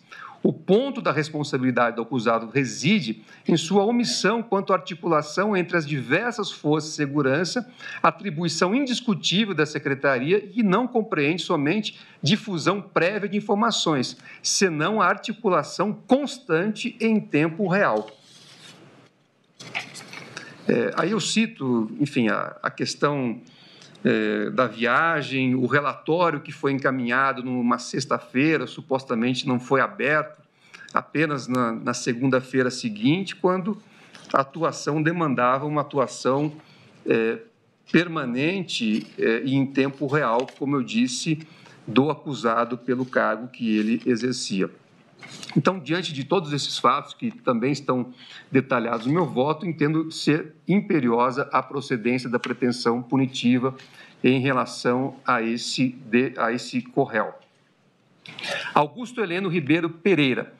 Quanto ao denunciado Augusto Heleno, verificou-se que a presença de um relevante quadro do Exército Brasileiro servia para avalizar os discursos e conferir plausibilidade assertiva proclamada pelo então presidente da República de que, em um cenário de corrupção sistêmica do sistema eleitoral, as Forças Armadas deveriam ser chamadas a intervir. Isso ocorreu de forma bastante incisiva na já referida live de 29 de julho de 2021, na reunião ministerial de 5 de julho, em que o general foi interrompido pelo então presidente Jair Bolsonaro ao mencionar estratégia de infiltração de agentes da ABIN durante o acompanhamento do processo eleitoral. E aí cito toda, com detalhes, enfim, a dinâmica daquela situação.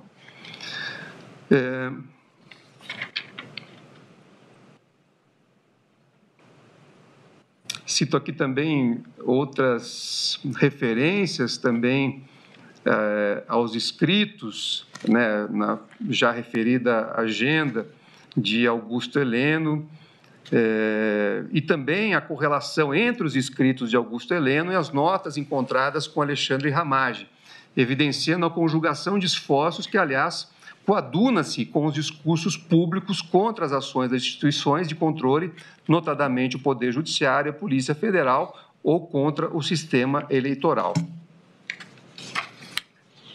A hipótese acusatória é reforçada ainda pela apreensão do documento HD 2022-A, que previa a instalação de um gabinete institucional de gestão de crise, com o objetivo de estabelecer diretrizes estratégicas para o gerenciamento de uma prevista crise institucional.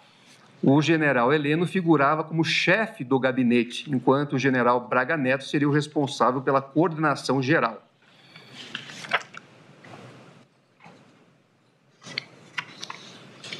O acusado era justamente o ministro-chefe do Gabinete de Segurança Institucional e declarou que não sabia que estava sendo discutida no alto comando das Forças Armadas, por meio de sucessivas reuniões, uma virada de mesa por meio do decreto de medidas de exceção. Mesmo assim, Augusto Heleno, como já dito hoje pela ministra Carmen Lúcia, foi convocado às pressas no evento de formatura do Neto para uma reunião emergencial com o então presidente da República, a ponto de pedir o uso do avião da FAB, o que jamais havia solicitado, segundo suas próprias palavras.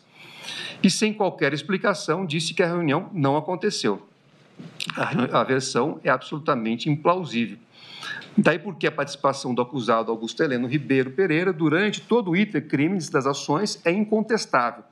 O réu forneceu auxílio intelectual e material a partir do prestígio de que dispunha perante as Forças Armadas para viabilizar o intuito de descredibilização do sistema eleitoral e para insuflação da população contra o Poder Judiciário e as instituições da República. Então, diante disso e de outros elementos, também entendo que a procedência da pretensão punitiva é imperiosa em relação a esse co-réu. Jair Messias Bolsonaro. Segundo a Procuradoria-Geral da República, Jair Messias Bolsonaro era o líder da organização criminosa armada estabelecida com o escopo de se perpetrar no poder. Foi ele o principal articulador e maior beneficiário dos atos executórios voltados à tentativa de ruptura do Estado Democrático de Direito, tendo atuado para instrumentalizar a presidência da República a fim de disseminar narrativas falsas sobre o sistema eleitoral, num primeiro momento, e depois para cooptar o apoio das Forças Armadas a fim de promover um golpe de Estado. A Procuradoria-Geral da República aponta a atuação de Jair Bolsonaro no momento das manifestações antidemocráticas com o suporte moral e material do seu governo e seu entorno, culminando nos atos do 8 de janeiro de 2023, que são vistos, aliás, como desdobramento de uma estratégia sistemática de contestação à vitória eleitoral e incentivo à ruptura institucional.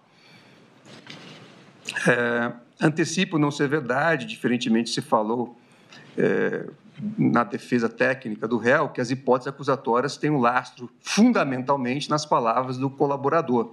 Ao contrário, muitos dos fatos que envolvem a participação do ex-presidente Jair Messias Bolsonaro foram materializadas de forma pública em manifestações nas quais o esgarçamento das relações institucionais se apresentava como estratégia política populista, mas cujos contornos mais ilegítimos foram revelados por um universo robusto de provas documentais e testemunhais, dos quais a acusação é apenas um capítulo. Inclusive, diminuto, porque presente a tentativa por parte do colaborador de minimizar a posição de liderança do denunciado, tal como exposto aqui ao longo do meu voto. Não se cuida, assim, de proceder a qualquer decisão com assento apenas nas declarações do colaborador, provimento, inclusive, que encontra a vedação expressa no artigo 4º, parágrafo 6º, inciso 3 da Lei 12.850. Compreendo que a Procuradoria-Geral da República teve êxito em demonstrar que os discursos públicos do ex-presidente da República não representaram o exercício regular do direito de crítica, mas uma estratégia de corrosão progressiva da confiança pública nas instituições democráticas, como afirmado na peça ministerial. Na live de 11 de julho de 2021, Jair Bolsonaro formulou ataques ao sistema eleitoral, questionando-lhe a lisura e, igualmente, a conduta de ministros do Supremo Tribunal Federal, ao que se seguiu a insinuação de que as Forças Armadas teriam um papel de garantidoras da ordem. Poucos dias depois, em 3 de agosto de 2021, durante entrevista no programa Pingo nos Is, da Rede Jovem Pan, o acusado afirmou falsamente que um hacker havia obtido um código-fonte das urnas eletrônicas, fato que teria sido acobertado pelo TSE. Afirmou reiteradas vezes que o ministro Luiz Roberto Barroso mentia que o TSE havia apagado os logs. Por ocasião das comemorações de 7 de setembro de 2021, novamente, Jair Bolsonaro voltou a ameaçar o Poder Judiciário e incitar manifestações contra o seu livre exercício, conforme já tive a oportunidade de mencionar ao longo do voto. Houve ainda uma escalada no tom das provocações. Na reunião ministerial de 5 de julho de 2022, as falas do réu apresentaram uma versão sabidamente verídica sobre a vulnerabilidade do sistema eleitoral brasileiro.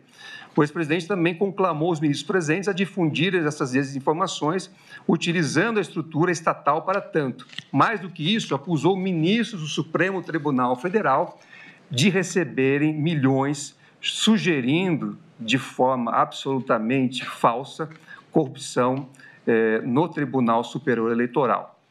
Inquirido pelo ministro relator, inclusive, o acusado afirmou: não tem indício nenhum, senhor ministro, tanto que era uma reunião para não ser gravada, era um desabafo, uma retórica eu usei. Se fosse outros 3 ocupando, eu teria falado a mesma coisa. Evidente, pois, que a intenção dolosa não se voltava às pessoas que ocasionalmente ocupavam suas legítimas funções constitucionalmente atribuídas. Ao avesso, o dolo direcionava o vilipêndio da imagem e da credibilidade do TSE como instituição. Foram sucessivos atos perpetrados pelo então presidente da República para obter apoio de braço estratégico das Forças Armadas para o logro do plano. Além desses fatos, o documento apreendido na posse de outros integrantes do grupo comprova a divisão e coordenação de ações voltadas para beneficiar o acusado e estabelecer a sua manutenção forçada no poder, por meio de decreto de exceção. Refiro-me aos documentos apreendidos em poder de Hélio Ferreira Lima, Operação Luneta, e na sede do Partido Liberal, em que houve apreensão do documento Operação 142, e da minuta de discurso para a posse, entre aspas, após a assinatura do decreto de golpe. Há também prova da ciência e da aquiescência do ex-presidente da República acerca do plano Punhal Verde e Amarelo, a denotar sua atuação na coordenação dos atos da organização criminosa. A respeito, existem registros da impressão do documento, como já foi destacado pelo ministro relator e nos demais votos que me antecederam, da impressão do documento nas impressoras do Palácio do Planalto, do Alvorada, tanto no dia 9 de novembro de 2022, como no dia 6 de dezembro de 2022. Embora o acusado negue ciência do plano, há elementos probatórios em sentido contrário.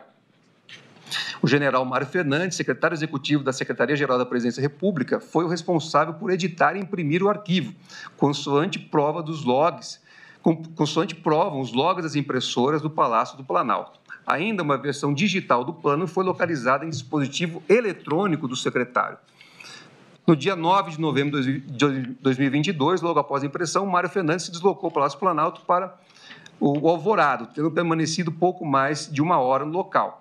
Não é crível que não tivesse encontrado com o então presidente da República e que não tivesse mencionado o plano. Mais do que isso, em 6 de dezembro de 22, após serem impressas 3 cópias do referido plano, extrato de herbes que indicava a presença simultânea de Mauro Cid, Jair Messias Bolsonaro e Rafael Martins Oliveira na área do Palácio do Planalto. A presença do acusado no Palácio do Planalto é corroborada por mensagens obtidas no grupo de WhatsApp Acompanhamento.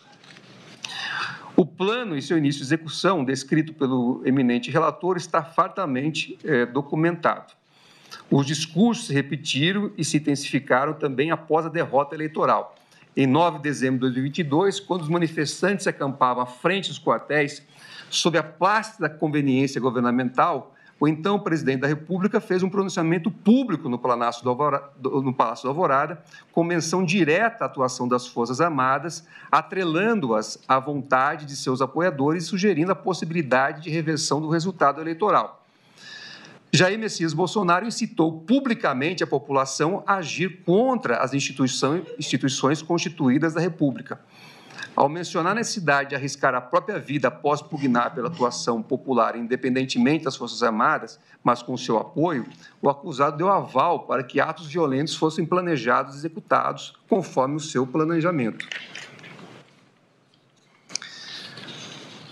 A esse respeito, portanto, não procede a tese defensiva de que os elementos de violência ou grave ameaça não se configuraram, tampouco há que se cogitar da mera conspiração preparatória, como já tive a oportunidade de mencionar. A prova corrigida revela que a ameaça de recurso às Forças Armadas sempre esteve presente nos discursos inflamatórios.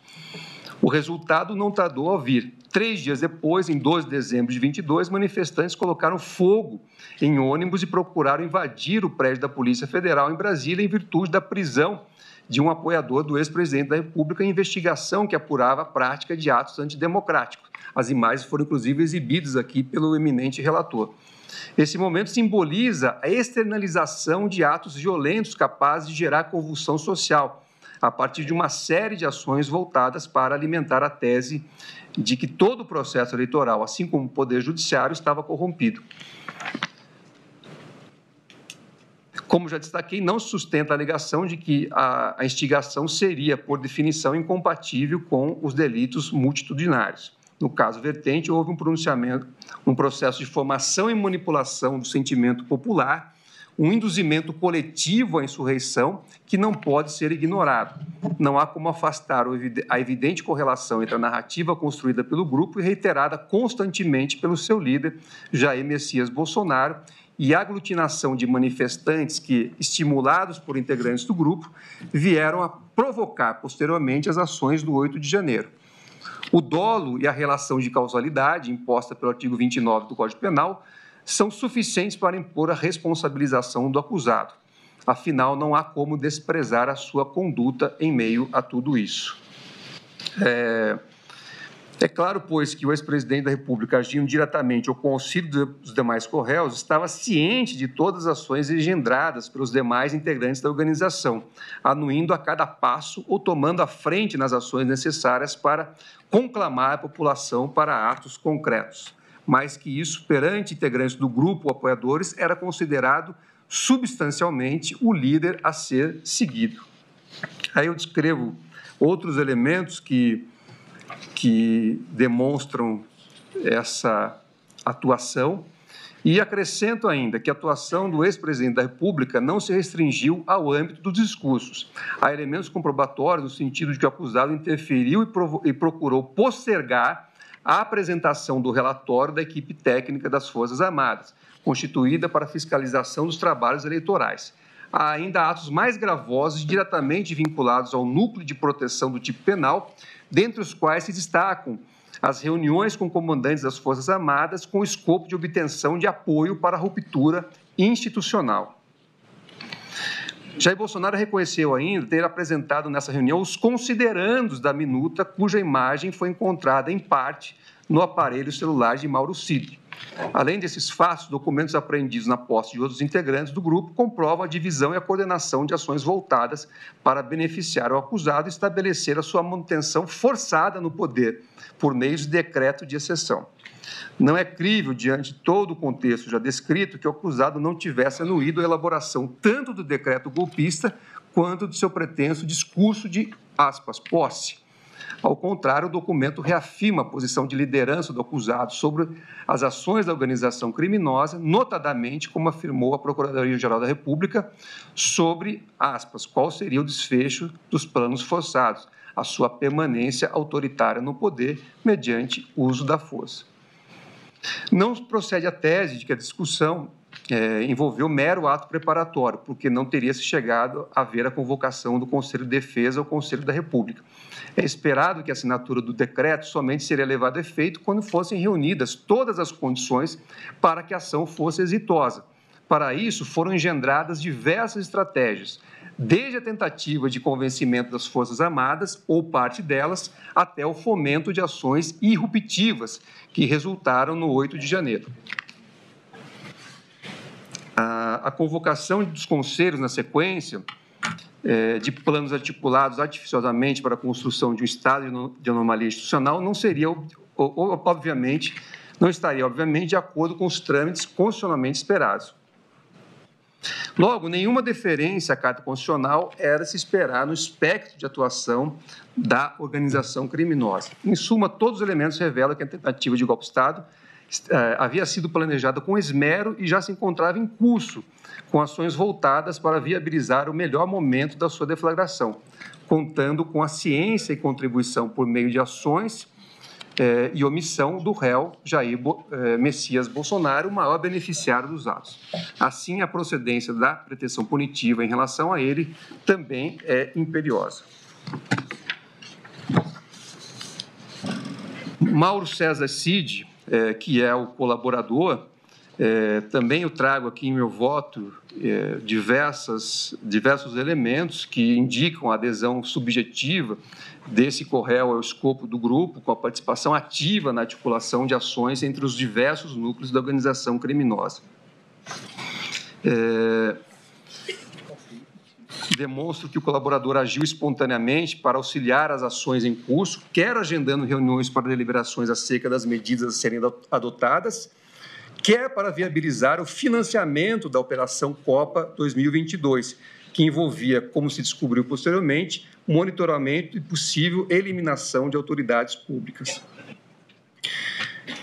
Impôs-se, pois, a conclusão pela procedência da pretensão acusatória em sua integralidade, tanto em relação aos delitos de integrar a organização criminosa, como tentativa de abolição do Estado Democrático de Direito e golpe de Estado, como também em relação aos tipos penais de dano ao patrimônio público da União e dano ao patrimônio tombado. Paulo Sérgio Nogueira de Oliveira. Quanto ao réu, compreendo igualmente preenchidos os requisitos para a sua responsabilização, na integralidade posta na denúncia. A acusação se baseia em ações concretas do acusado para minar a credibilidade das instituições eleitorais, com sua fala na reunião ministerial de 5 de julho de 2022, na qual utilizou expressões contundentes, como comparar a situação a uma linha de contato com o inimigo. Na ocasião, ele afirmou que a Comissão de Transparência Eleitoral era, aspas, para inglês ver, e sugeriu um alinhamento das Forças Armadas no embate contra o TSE. Destaca o tom ameaçador ao mencionar reuniões semanais com os comandantes de força para decidir, aspas, o que pode ser feito, com o objetivo de reeleger o então presidente. A intenção era, evidentemente, normalizar a interferência das Forças Armadas no processo eleitoral, o que já configura um elemento do tipo penal do artigo 359-L do Código Penal. Ademais, o general agiu para interferir no processo eleitoral ao adiar a divulgação do relatório de fiscalização das urnas, como já foi amplamente aqui dito, ao emitir 2 notas oficiais com o nítido intuito de desacreditar as instituições. Ele forneceu de forma incontroversa e pública relevante auxílio material e intelectual para que as ações da organização criminosa pudessem seguir adiante, seja por meio de estratégias voltadas à descredibilização do sistema eleitoral, seja pela instigação com base em teorias conspiratórias e ações violentas, como as que começaram a surgir já no final de 2022. Eu prossigo aqui também com diversos outros elementos que já foram trazidos nos votos que me antecederam, para concluir pela procedência da pretensão punitiva em relação a esse co-réu. Walter Souza Braga Neto. De acordo com a Procuradoria-Geral da República, a atuação de Walter Souza Braga Neto foi central dentro da organização criminosa que teria se instalado no país. As imputações detalham uma conduta delitiva multifacetada que abrange desde a coordenação de ações violentas até a cooptação de comandantes militares, valendo-se de sua elevada influência no núcleo decisório da Presidência da República. Braga Neto agiu para viabilizar os atos executórios relacionados ao monitoramento de adversários políticos, além de ter articulado ações com manifestantes, a fim de criar um cenário de instabilidade social que justificasse a ruptura institucional. Mais do que isso, segundo a acusação, ele trabalhou para o financiamento de atos operacionais voltados para a instabilidade institucional. Além disso, a acusação indica que o réu participou ativamente na ofensiva para desacreditar o sistema eletrônico de votação e as instituições democráticas. E isso foi plenamente também demonstrado no curso da instrução. Por fim, após a recusa dos comandantes do Exército e da Aeronáutica para apoiar o decreto golpista, Braga Neto é acusado de orquestrar ataques virtuais e campanhas de difamação contra os militares legalistas, com o escopo de pressionar os comandantes e fomentar entre os seguidores do então presidente da República a imagem de que eles eram, aspas, traidores da pátria alinhados ao, aspas, comunismo. A adesão subjetiva de Walter Souza Braga Neto à organização criminosa está presente em uma miríade de atos praticados e comprovados não somente pela prova oral coligida, mas também substancialmente por documentos e diálogos recuperados em nuvens e constantes de aparelhos celulares apreendidos no curso da investigação, o que o colocam no epicentro das ações voltadas para deslegitimar o sistema eleitoral e a atuação do Poder Judiciário, monitorar autoridades públicas, colocando em início de execução plano que poderia resultar o óbito do ministro relator ou do presidente e vice-presidente eleito, e incitar manifestantes aglutinados, alimentando a esperança, aspas, de uma virada de mesa. Também prossigo com a análise de outros elementos que foram coligidos, que mostram a atuação ativa deste co-réu. Os autos revelam prova segura de que Braga Neto contribuiu com auxílio moral e material para a execução de monitoramento do ministro Alexandre de Moraes, no contexto da Operação Copa 22 e do planejamento do punhal verde e amarelo, cuja correlação com o quanto questionado pela defesa restou evidenciada no curso da instrução processual. Nesse contexto, o contexto da discussão evidencia que a intenção dos integrantes das Forças Especiais ao contatar o colaborador, eu descrevo aqui toda a ação do punhal verde e amarelo, que teve como eu disse, a participação também deste co-réu, para dizer, a liderança de Braga Neto dentro da organização criminosa, ressaltada em diversas passagens das alegações finais da acusação, está de fato evidenciada pelos reiterados diálogos mantidos com Mauro Cid e com integrantes de outros núcleos da denúncia, a revelar a posição central do acusado nas diversas estratégias planejadas e engendradas pela organização, com o escopo de realizar as ações voltadas para concretizar com êxito o golpe de Estado. Destaco, sem respeito, a figuração em destaque ao chamado gabinete de crise, planejado pela organização. Então, por esses fundamentos, também entendo que a pretensão punitiva deve ser julgada procedente em relação a esse co-réu. De modo que, com essa apresentação do voto, concluo que estou acompanhando integralmente o ministro relator Alexandre de Moraes para julgar integralmente procedente a denúncia apresentada pela Procuradoria-Geral da República. Esse é o voto.